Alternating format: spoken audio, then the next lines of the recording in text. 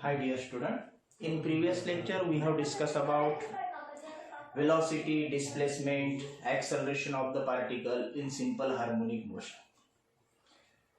Velocity, acceleration and displacement are different at the different positions. Now, यहाँ पे हमें आज सिंपल हार्मोनिक मोशन का रिलेशन और एक मोशन के साथ क्या है वो पढ़ना है।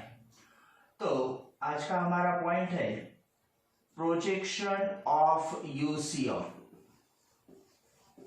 Uniform circular motion on diameter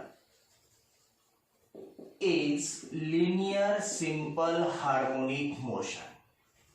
कि जब particle uniform circular motion perform करता है और वहां से सरकमफेरेंस से अगर आप डायमीटर पे प्रोजेक्शन ड्रॉ करते हैं तो प्रोजेक्शन की motion linear simple harmonic motion होती है। इनिशियली मैं रिलेशन आपको एक फिगर निकाल के एक्सप्लेन करूंगा, फिर हम उसका एक्सप्रेशन देखेंगे कि motion linear simple harmonic motion कैसे है। तो यहाँ पे देखो, एक पार्टिकल है, पार्टिकल यहाँ पे सरकमफेरेंस पे सर्कुलर मोशन परफॉर्म कर रहा है। ये मोशन यूनिफॉर्म सर्कुलर मोशन है। That means angular velocity of the particle is constant. यहाँ पे this is the horizontal diameter AB and here it is the vertical diameter C. अब आप ऐसा कंसीडर करो कि पार्टिकल यहाँ पे जो सरकमफेरेंस पे सर्कुलर मोशन परफॉर्म कर रहा है वो डी पोजीशन पे है। अब ये पार्टिकल जब डी पे है, यहां से अगर आप परपेंडिकुलर ड्रॉ करेंगे तो ये डायमीटर के सेंटर पे आएगा। तो ये जो AB डायमीटर है, यहाँ पे AB डायमीटर को हम सिंपल हार्मोनिक मोशन का पाथ बोलेंगे। एक एम्पलीट्यूड है, ये दूसरा एम्पलीट्यूड है और यही एम्पलीट्यूड सर्कुलर मोशन की रेडियस भी है। तो रेडियस को हम R की जगह पे यहाँ पे A बोलेंगे, A for amplitude of SHM and A for radius of the circular motion. तो जब पार्टिकल डी पोजीशन पे, तो डी पोजीशन से अगर आप प्रोजेक्शन ड्रॉ करेंगे तो वो यहाँ पे ये पाथ के सेंटर पे आएगा। जैसे ही ये पार्टिकल सरकमफेरेंस पे आगे मूव होगा तो इसका प्रोजेक्शन भी आगे मूव हो जाएगा। ऐसे देखो, पार्टिकल जो डी था, डी पोजीशन पे था, वो आगे आया तो प्रोजेक्शन भी यहाँ पे आगे आया है। फिर particle reaches at the another position, जब ये दूसरे पोजीशन पे गया, फिर यहां से परपेंडिकुलर ड्रॉ करो तो प्रोजेक्शन भी इसका आगे आया है। अब ये पार्टिकल बी पोजीशन पे गया है, डी से बी पोजीशन तक along the circumference, 1/4 of the circumference is completed. तो प्रोजेक्शन ने यहाँ पे एक एम्पलीट्यूड कंप्लीट किया है। फिर देखो, आगे पार्टिकल बी से निकला है, सी पोजीशन की तरफ जा रहा है। जैसे ही पोजीशन चेंज करेगा वैसे वैसे इसका प्रोजेक्शन भी उसकी पोजीशन चेंज कर रहा है। ये अब मीन पोजीशन की तरफ मूव हो रहा है। फिर पार्टिकल आगे मूव हुआ, सी पोजीशन पे गया, सी पोजीशन से परपेंडिकुलर ड्रॉ करो, यहाँ पे एक पार्टिकल का और एम्पलीट्यूड कंप्लीट हो गया। मतलब पार्टिकल जैसे बी से सी तक जा रहा है वैसे वैसे प्रोजेक्शन बी टू ओ मतलब मीन पोजीशन की तरफ आ रहा है। फिर पार्टिकल सी से आगे जा रहा है, यहाँ पे सरकमफेरेंस पे यूसीएम परफॉर्म कर रहा है, तो ये पार्टिकल की प्रोजेक्शन जो है वो भी आगे आगे जा रहा है। फिर पार्टिकल सरकमफेरेंस पे ऐसे ए पोजीशन तक आ गया तो ये प्रोजेक्शन भी ए तक आ गया, अनदर एक्सट्रीम पोजीशन तक। फिर पार्टिकल जो है सरकमफेरेंस पे सर्कुलर मोशन परफॉर्म कर रहा है, आगे जा रहा है, वैसे उसका प्रोजेक्शन भी आगे जा रहा है। प्रोजेक्शन यहां से यहां तक आ गया। फिर पार्टिकल डी पे गया, प्रोजेक्शन ओ पे आ गया। मतलब देखो, यहाँ पे पार्टिकल ने जब एक सर्कल कंप्लीट किया है तो उसके प्रोजेक्शन ने एक ऑसिलेशन परफॉर्म किया है। मतलब यूनिफॉर्म सर्कुलर मोशन का प्रोजेक्शन अगर आप डायमीटर पे ड्रॉ करते हैं तो वो डायमीटर पे सिंपल हार्मोनिक मोशन परफॉर्म करता है। अलोंग ए स्ट्रेट लाइन है, that's why linear simple harmonic motion. तो ये प्रोजेक्शन है यूनिफॉर्म सर्कुलर मोशन का ऑन इट्स डायमीटर। इसको हम अब एक्सप्रेशन से प्रूव करने वाले हैं। अभी मैंने फिलहाल सिर्फ आपको क्या कर दिया है कि फिगर से उसको एक्सप्लेन कर दिया है कि ये लीनियर सिंपल हार्मोनिक मोशन है। तो अभी हम projection of uniform circular motion on diameter is linear simple harmonic motion ये कैसे होता है एक्सप्रेशन से प्रूव करने वाले हैं। For that purpose consider that a particle of mass m is performing uniform circular motion in anti-clockwise direction along the circumference of the circle of radius a। Radius r की जगह पे a बोलेंगे। यहाँ पे particle UCM perform कर रहा है तो angular velocity of the particle is constant है। Horizontal diameter AB, vertical diameter CD। Now O be the centre of the circle. Particle जो यूनिफॉर्म सर्कुलर मोशन परफॉर्म कर रहा है वो ऑलरेडी P पोजीशन पे सिचुएटेड है। अगर आप OP को ज्वाइन करेंगे मतलब एक रेडियस निकालेंगे सर्कुलर मोशन की, तो यहाँ पे पोजीशन का वर्टिकल के साथ एक एंगल हुआ है जिसको हम अल्फा बोलते हैं, एपोक ऑफ SHM बोलते हैं, जिसको हम ये एक्सप्रेशन के बाद डिस्कस करने वाले हैं। तो ये स्टार्टिंग फेज है, इनिशियल फेज है।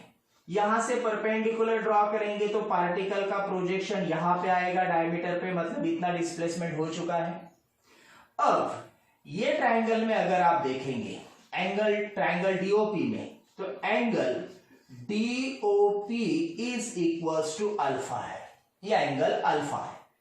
फिर नेक्स्ट क्या हुआ कि पार्टिकल टाइम t में P से P0 पोजीशन तक गया है।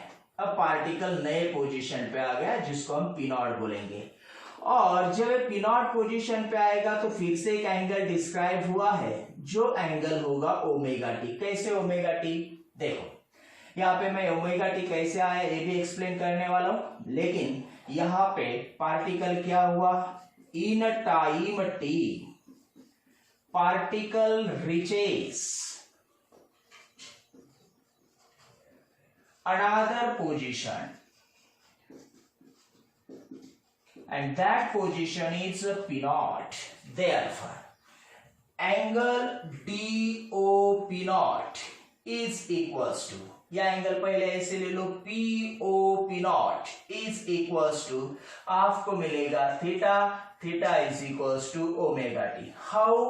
Because omega is nothing but the rate of change of angular displacement with respect to time, therefore theta is equals to omega t। तो हमने ये थीटा को ओमेगा टी कहा है। अब ये total angle, therefore angle DOP0 is equals to क्या आएगा, that is the omega T plus alpha आएगा। अब P0 पोजीशन से डायमीटर पे एक परपेंडिकुलर हमने ड्रॉ कर दिया जिसको हम P0M बोलेंगे। अब ये एंगल क्या हो जाएगा, देखो angle DOP0 and angle OP0M दोनों एंगल्स इक्वल होंगे, तो ये एंगल भी होगा ओमेगा टी प्लस अल्फा। अब angle omega T plus alpha है। Therefore in a triangle, which triangle? OP0M, angle OP0M is equals to omega t plus alpha. अब यहां पे पार्टिकल जो देखो इनिशियली P पोजीशन पे था, फिर P0 पोजीशन पे गया है, मतलब यहाँ पे सरकमफेरेंस पे इतना मूव हो चुका है। तो पार्टिकल का डिस्प्लेसमेंट O से लेके M तक हुआ है इन सिंपल हार्मोनिक मोशन, जिसको हम बोलते हैं displacement from the mean position, जो x हमने यहाँ पे कंसीडर किया है। Therefore अगर आप यहाँ पे लेंगे sine omega T plus alpha, sine omega T plus alpha कौन से ट्राइंगल में, OP0M में, तो angle sine omega T plus alpha is equals to opposite side upon hypotenuse, क्या है, OP0 है। Therefore we can write sin omega t plus alpha is equals to x by OP0 is nothing but the radius, and radius is equals to amplitude capital A. Therefore x equals to a sin omega t plus alpha. This expression gives us, क्या दे रहा है? Displacement of particle, gives displacement of particle in simple harmonic motion. लेकिन हम displacement से show नहीं कर सकते कि ये लीनियर सिंपल हार्मोनिक मोशन है, क्योंकि आपको मालूम है what is mean by linear simple harmonic motion. Linear simple harmonic motion ऐसी मोशन जिसमें फोर्स और acceleration is directly proportional to the displacement होता है and both are opposite in direction. तो हम एक्सेलरेशन का डेरिवेशन ऑब्टेन करेंगे। फॉर दैट पर्पस डिस्प्लेसमेंट से हम वेलोसिटी ऑब्टेन करेंगे। Now the velocity of particle is, the velocity of particle is velocity dx by dt। अब यहां पे डेरिवेटिव लेना है डिस्प्लेसमेंट का। Velocity is equals to derivative of x का डेरिवेटिव क्या है? x की value a sin omega t plus alpha, इसका derivative with respect to time लेना है। Therefore velocity is equals to, ये कांस्टेंट है, साइन का डेरिवेटिव आता है cos, sine omega T plus alpha का derivative cos omega T plus alpha into omega, जो ओमेगा को मैं ए के साथ लिखता हूं, ए ओमेगा का cos omega T plus alpha. अभी हमें फाइंड आउट करना है the acceleration of particle is, acceleration is rate of change of velocity with respect to time। therefore derivative of इसका वेलोसिटी का, वेलोसिटी का डेरिवेटिव, वेलोसिटी की value है a omega cos omega t plus alpha with respect to time, इसका derivative लेंगे। therefore acceleration is equals to a omega constant, therefore we can write a omega cos theta का derivative minus theta minus sine क्या omega T plus alpha into omega, ये step जैसा, तो omega into omega, यहाँ का omega मैंने omega के साथ मल्टीप्लीकेशन किया omega square.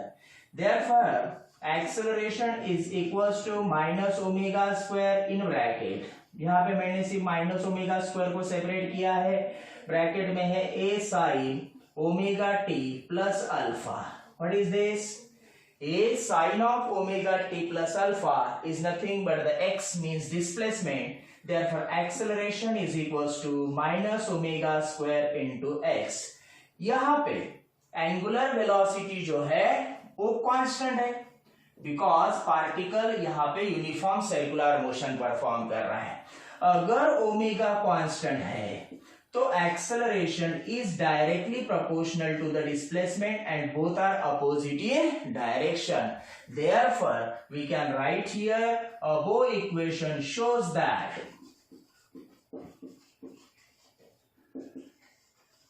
acceleration is directly proportional to displacement and both are opposite in direction, both are opposite in direction। hence we can say that projection of uniform circular motion on any diameter is linear simple harmonic motion। फिर से देखो, particle यहाँ पे ऐसे circular motion perform कर रहा है, उसका प्रोजेक्शन यहाँ पे linear simple harmonic motion perform कर रहा है।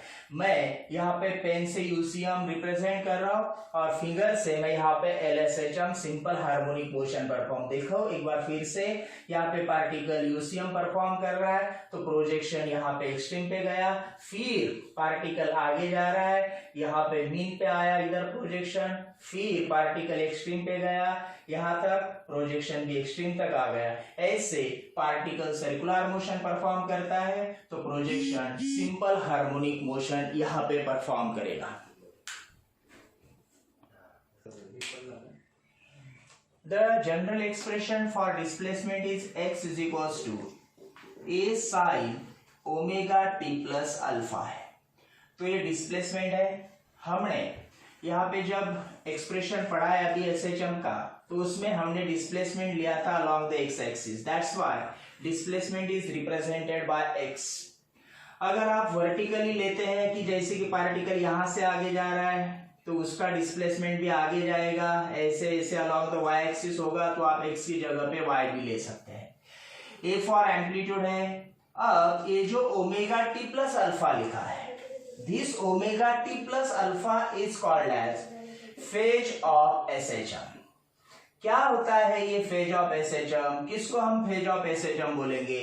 देखो, हमने जब यहाँ पे एलएसएचएम के बारे में पढ़ा था तो ये हॉरिजॉन्टल डायमीटर थी, ये वर्टिकल डायमीटर थी, ये सेंटर है। पार्टिकल इनिशियली यहाँ पे पी पोजीशन पे सिचुएटेड था।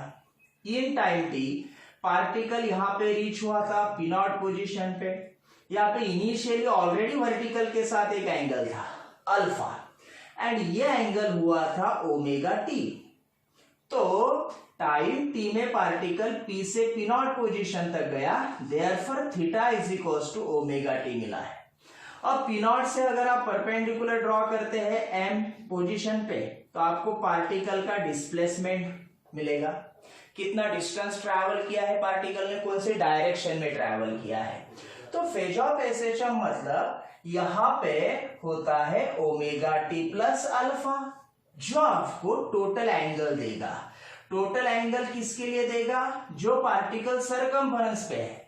लेकिन जो पार्टिकल एसएचएम परफॉर्म कर रहा है उसके बारे में वो क्या एक्सप्लेन करता है कि अगर आप omega T plus alpha find out करेंगे तो प्रोजेक्शन ड्रॉ करके आप पार्टिकल का डिस्प्लेसमेंट फाइंड आउट कर सकते हैं। अब यहां पे उसको स्टैंडर्ड लैंग्वेज में हम बोलते हैं स्टेट ऑफ ऑसिलेशन।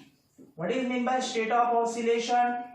कि पार्टिकल का डिस्प्लेसमेंट या पार्टिकल ने कितना डिस्टेंस ट्रैवल किया है और कौन सी डायरेक्शन में किया है, ये आपको ये फिजिकल क्वांटिटी बताता है। तो स्टेट ऑफ ऑसिलेशन बता रहा है, मतलब क्या बता रहा है कि फेज ऑफ एसएचएम ऐसी फिजिकल क्वांटिटी है जो आपको स्टेट ऑफ ऑसिलेशन दे रही है, मतलब पार्टिकल का डिस्प्लेसमेंट या पार्टिकल ने कितना डिस्टेंस कौन सी डायरेक्शन में ट्रैवल किया है। This physical quantity is called as phase of SHM. Therefore what is mean by phase of SHM? A physical quantity which gives the state of oscillation at any instant, क्योंकि आपने कुछ time दिया है यहाँ पे, तो t कितना भी हो सकता है, 1 second, 2 second, 3 second, 4 second, 5 second, 8 second, 10 second. ऐसे जैसे ही टाइम इंक्रीज होते जाएगा, ओमेगा टी की वैल्यू इंक्रीज होते जाएगी, वैसे वैसे डिस्प्लेसमेंट भी चेंज होगा। तो phase of SHM means what? A physical quantity which gives state of oscillation at any instant of time. Similar quantity है दूसरी एक, जिसको हम बोलते हैं एपोक ऑफ एसएचएम। क्या है ये एपोक ऑफ एसएचएम? यहां पे हम इसको रिप्रेजेंट करते हैं अल्फा से। क्या होता है एपोक ऑफ एसएचएम? देखो कि यहां पे पार्टिकल ने मोशन स्टार्ट भी नहीं की थी, मतलब टाइम कितना दिया था आपने? 0। तो यहाँ पे पी पोजीशन पे पार्टिकल था, ये भी अल्फा आपको क्या दे रहा है? पार्टिकल का डिस्प्लेसमेंट बता रहा है, स्टेट ऑफ ऑसिलेशन दे रहा है, लेकिन at a time t equals to 0। Therefore what is mean by epoch of SHM? A physical quantity which gives state of oscillation. लेकिन कब की state of oscillation? At a time t equals to 0। दोनों भी आपको state of oscillation दे रहा है। कौन कौन? फेज ऑफ एसएचएम भी स्टेट ऑफ ऑसिलेशन दे रहा है, एपोक ऑफ एसएचएम भी आपको क्या दे रहा है? स्टेट ऑफ ऑसिलेशन दे रहा है। लेकिन ये कब दे रहा है? At given instant of time. And ये कब का फेज ऑफ एसएचएम दे रहा है? स्टेट ऑफ ऑसिलेशन बता रहा है आपको, तो at time t equals to 0, at given instant of time and at time t equals to 0। ये दोनों में डिफरेंस है। तो ये फेज ऑफ एसएचएम हुआ और ये एपोक ऑफ एसएचएम है। This epoch of SHM is also called as, इसको हम बोलते हैं स्टार्टिंग फेज, या आप इसको बोलते हैं इनिशियल फेज, और it is also called as phase constant. तो ये कुछ सिमिलर नेम है, epoch of SHM, starting phase, initial phase और phase of SHM. After this point हमें पार्टिकल जो एसएचएम परफॉर्म करता है तो उसका डिस्प्लेसमेंट चेंज होता है। डिस्प्लेसमेंट चेंज हो रहा है मतलब पार्टिकल में वेलोसिटी है, वेलोसिटी भी डिफरेंट पोजीशन पे डिफरेंट है। एक्सट्रीम पे 0 है, मिन पे मैक्स है, फिर एक्सट्रीम पे 0 है, फिर मिन पे मैक्स है, फिर एक्सट्रीम पे 0 है, तो वेलोसिटी वैरी हो रही है। वेलोसिटी अगर वैरी होती है तो इसमें एक्सेलरेशन भी प्रोड्यूस होगा। तो हमें graphically displacement, velocity and acceleration, ये तीनों को हमें ग्राफिकली रिप्रेजेंट करना है उसके इक्वेशन के साथ। तो ग्राफिकल रिप्रेजेंटेशन पढ़ना है हमें डिस्प्लेसमेंट, वेलोसिटी एंड एक्सेलरेशन का सिंपल हार्मोनिक मोशन में। तो यहाँ पे दो कंडीशंस होती है। कौन सी दो कंडीशन? कि देखो यहाँ पे एक सिंपल पेंडुलम को आपने डिस्प्लेस किया, एक्सट्रीम तक लेके गए, छोड़ दिया, रिस्टोरिंग फोर्स की वजह से ये ऐसे ऐसे ऑसिलेट होगा।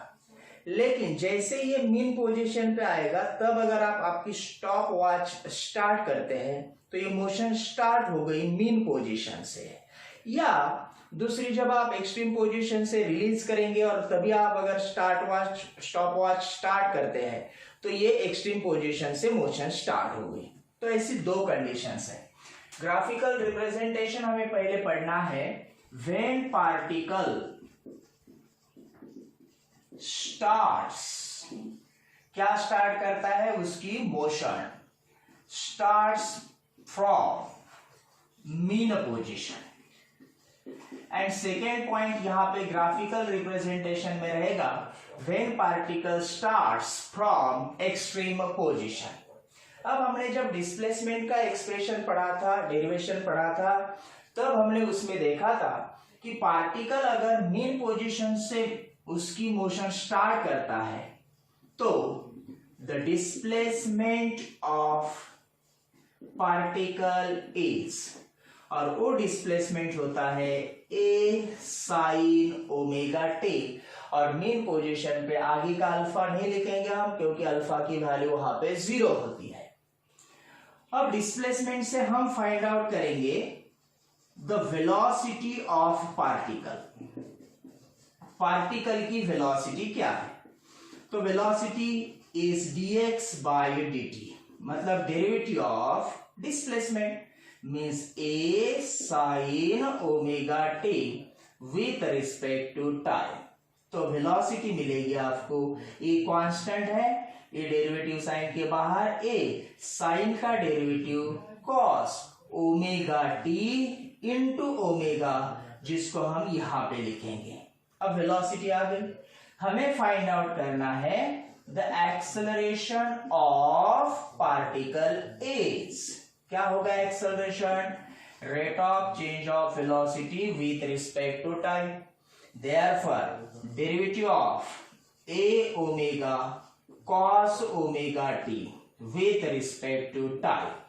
यहां पे A omega constant, therefore acceleration is equals to A omega, derivative sine के बाहर आया, कॉस थीटा का डेरिवेटिव माइनस साइन थीटा, यहाँ पे ओमेगा टी है, साइन ओमेगा टी आएगा minus sine omega T into omega, वो omega into omega, omega square. ये एक्सेलरेशन हमारा यहाँ पे आ गया। अब हमें डिफरेंट पोजीशन पे डिस्प्लेसमेंट की वैल्यू, वेलोसिटी की वैल्यू और एक्सेलरेशन की वैल्यू डिफरेंट होती है, ये अच्छी तरह से मालूम है, और उसी को हमें यूज करके यहाँ पे एक वैल्यूज का टेबल प्रिपेयर करना है। देयरफॉर यहाँ पे सबसे पहले हम एक टेबल प्रिपेयर करेंगे जिसमें सबसे पहले हम लेंगे ओमेगा टी, फिर बाद में लेने वाले हम टाइम इंटरवल टी, फिर वैल्यूज आएगी डिस्प्लेसमेंट की, फिर रहेगा वेलोसिटी, फिर एक्सेलरेशन। तो जब पार्टिकल ऐसे सर्कुलर मोशन में, यहाँ पे मैंने आपको सर्कुलर मोशन और सिंपल हार्मोनिक मोशन का रिलेशन बताया है। पार्टिकल यहाँ पे है तो एंगल ओमेगा अल्फा की वैल्यू तो 0 आ गई, फिर ओमेगा टी की वैल्यू भी यहाँ पे पहली मीन पोजीशन पे कितनी होती है तो वो 0 है। तो ओमेगा टी देखो यहाँ पे आ गया पहली वैल्यू 0।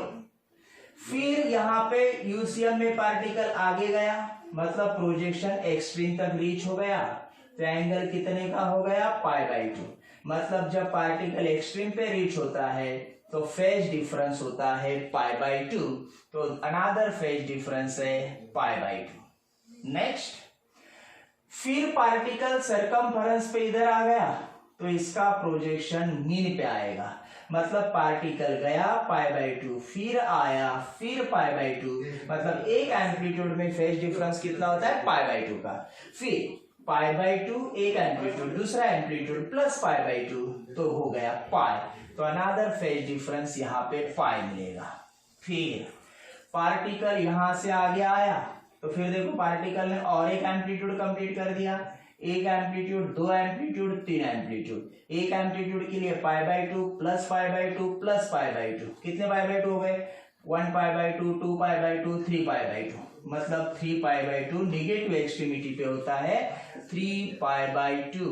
एंड लास्ट में पार्टिकल ने सर्कल कंप्लीट किया, ये मीन पे आया, देखो कितने एम्पलीट्यूड्स हो गए, 1 2 3 4, एक एम्पलीट्यूड मतलब π/2, π/2 π/2 π/2 π/2, 4 एम्पलीट्यूड 4 टाइम्स π/2 मतलब आया 2 पाई, तो ये फेज डिफरेंस हो गया 2 पाई। देखो फेज डिफरेंसेस की वैल्यू जो है हमने फाइंड आउट किया है, 0 है, π/2 है, पाई है, 3 π/2 है, 2 पाई है।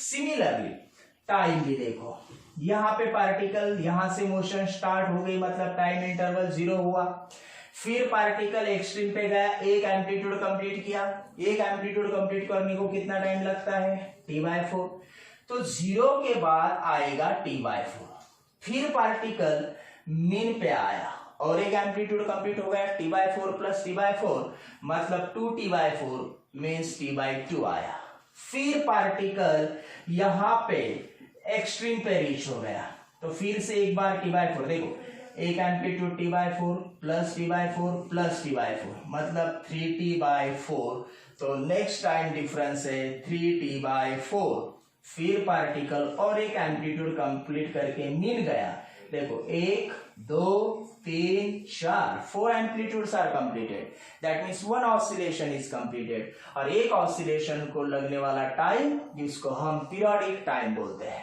अब पार्टिकल ने मीन पोजीशन से मोशन स्टार्ट की है, तो मीन पे डिस्प्लेसमेंट की वैल्यू 0 है, जब π/2 या t/4 है तो पॉजिटिव एक्सट्रीमिटी पे पार्टिकल आ गया, मतलब प्लस ए हो गया, फिर पाई पे देखो या t/2 पे देखो, मीन पे आया, मतलब फिर से डिस्प्लेसमेंट 0 हो गया, फिर 3π/2 देखो या 3t/4 देखो, निगेटिव एक्सट्रीमिटी पे आया -a, एंड फिर से पार्टिकल 2 पाई या t पे मीन पोजीशन पे है तो डिस्प्लेसमेंट आया 0।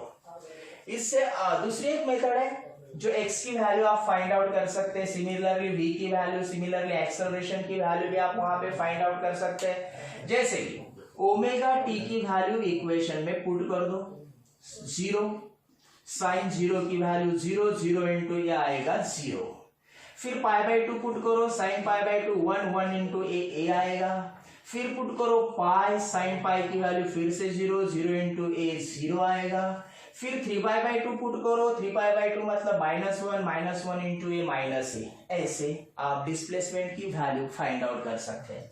फिर आपको फाइंड आउट करना है velocity.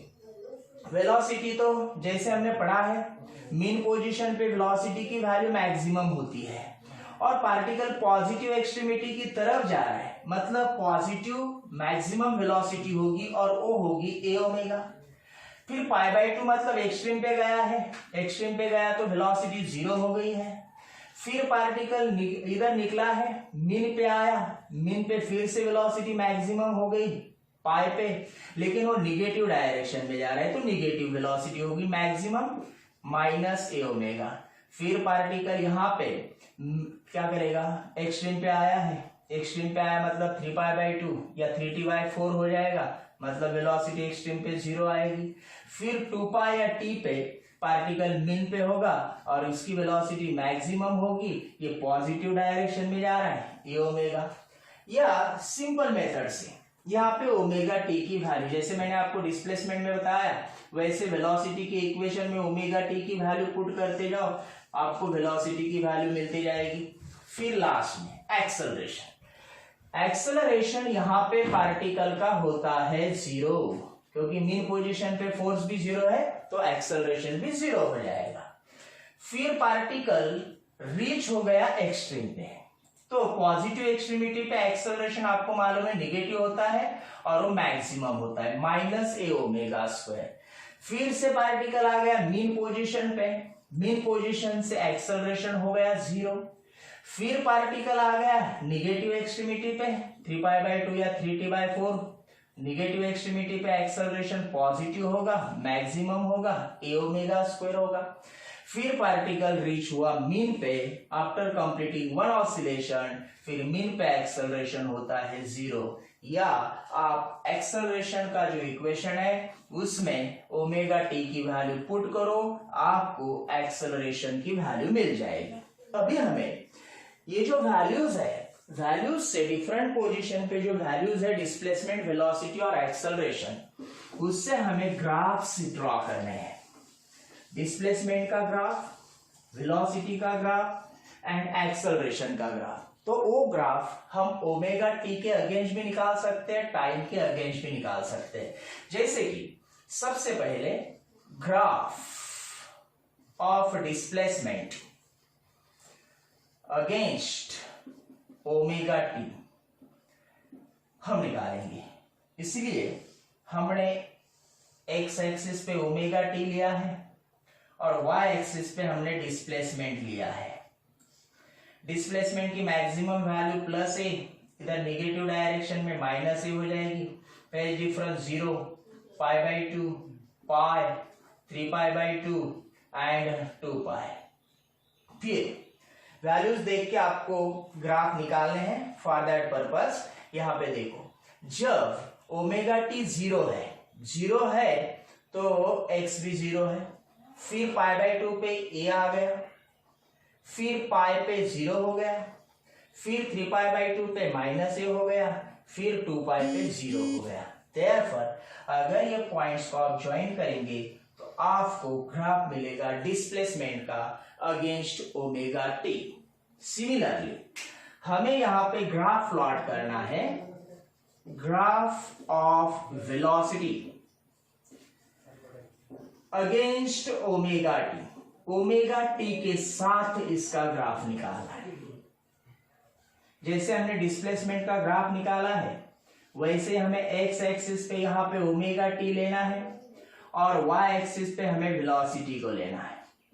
Velocity along the y axis, velocity की maximum value a⍵, negative maximum value -a⍵। अब फेज डिफरेंसेस देखो, 0 के बाद π/2, π, 3π/2 एंड 2π। फिर वैल्यूज देखो, जब फेज डिफरेंस 0 है तो ये ω वैल्यू है, मैक्सिमम वैल्यू वेलोसिटी की। फिर हो गई 0, उसके बाद π पे हो गई -a⍵, फिर 3π/2 पे 0, फिर 2π पे a⍵। अगर आप ये पॉइंट्स को ज्वाइन करेंगे तो आपको वेलोसिटी का ग्राफ अगेंस्ट ω_t मिलेगा। अब हमने दो ग्राफ्स अगेंस्ट ω_t निकाले हैं, एक ग्राफ में अगेंस्ट टाइम भी निकाल के बताता हूं आपको। तो अगर आपको अगेंस्ट ω_t निकालना है तो अगेंस्ट ω_t निकाल सकते हैं, या अगेंस्ट टाइम इंटरवल निकालना है तो अगेंस्ट टाइम इंटरवल भी निकाल सकते हैं। तो आपके लिए मैं ग्राफ थोड़ा सा चेंज करता हूं अभी का। देखो, अब जो हम ग्राफ पढ़ने जा रहे हैं वो है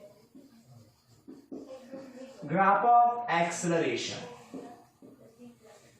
अगेंस्ट, किसके अगेंस्ट निकालेंगे हम अभी। मैंने आपके लिए ω_t की जगह पे t लिया है, तो आप यहाँ पे ω_t भी ले सकते हैं। तो आपको ये फेज डिफरेंसेस लिखने होंगे। अब t लिया है तो देखो क्या लिखना है, इधर t लिया है along the x axis and acceleration लिया है अलोंग द y एक्सिस। तो मैक्सिमम एक्सेलरेशन होता है a⍵², maximum negative acceleration -a⍵²। Phase differences होते हैं 0, अब सॉरी फेज डिफरेंस नहीं, अब time difference. Time difference 0, next का टाइम डिफरेंस है t/4, नेक्स्ट टाइम डिफरेंस है t/2, नेक्स्ट है 3t/4 एंड नेक्स्ट है t। तो इसके लिए हमें क्या करना है, डिफरेंट टाइम पे जैसे फेज है वैसे ये टाइम डिफरेंस भी है, तो ये वैल्यूज पे उसकी एक्सेलरेशन की क्या वैल्यू है देखो। जब t की वैल्यू 0 है तो एक्सेलरेशन भी 0 है। अगर टाइम डिफरेंस t/4 है तो एक्सेलरेशन -a⍵² है। t/2 पे 0 है, फिर 3t/4 पे a⍵² है एंड t पे फिर से 0 है। तो ये पॉइंट्स को अगर आप ज्वाइन करते हैं तो आपको एक्सेलरेशन का ग्राफ अगेंस्ट टाइम मिलेगा। अगेंस्ट ओमेगा टी, यहाँ पे भी ओमेगा टी ले सकते, यहाँ पे आप टाइम ले सकते, जो भी क्वेश्चन में आया है वो आपको लेना है और उसके अगेंस्ट ये ग्राफ को प्लॉट करना है। अब देखो डिस्प्लेसमेंट एंड वेलोसिटी का ग्राफ देखो, दोनों को ऑब्जर्व करेंगे तो दोनों में फेज डिफरेंस, यहां से वेलोसिटी का ग्राफ स्टार्ट हुआ ये पोजीशन से, तो दोनों में फेज डिफरेंस π/2 आया। फिर वेलोसिटी और एक्सेलरेशन को अगर आप ऑब्जर्व करते हैं तो देखो ये ग्राफ यहां से स्टार्ट हुआ है, यहां से, मतलब दोनों में फिर से फेज डिफरेंस कितने का आया है, π/2 का आया है। अब ये देखो ये π/2, यहाँ पे t/4 की जगह पे π/2 आता है, फेज डिफरेंस, ये टाइम डिफरेंस है। फिर दोनों को ऑब्जर्व करेंगे आप डिस्प्लेसमेंट एंड एक्सेलरेशन को, तो दोनों भी अपोजिट है, क्योंकि यहाँ का π/2 फेज डिफरेंस और यहाँ का π/2 फेज डिफरेंस, मतलब दोनों में फेज डिफरेंस होता है पाई रेडियन का। तो ऐसा ये ग्राफिकल रिप्रेजेंटेशन है। नेक्स्ट लेक्चर में हमें graphical representation of same displacement, velocity और एक्सेलरेशन का ही पढ़ना है, लेकिन वहां पे पार्टिकल मोशन स्टार्ट करेगा एक्सट्रीम पोजीशन से।